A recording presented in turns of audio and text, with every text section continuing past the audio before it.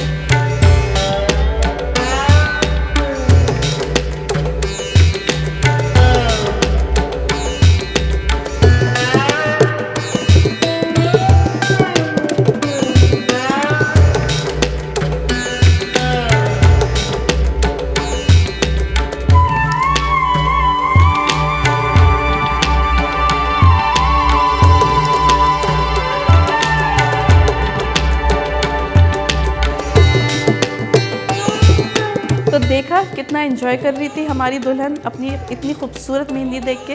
ये कहलाता है मुग़ल आर्ट। उम्मीद है आपको ये डिज़ाइन हमारा आया होगा पसंद। मज़ीद वीडियोज़ के लिए सब्सक्राइब कीजिए हमारे चैनल को।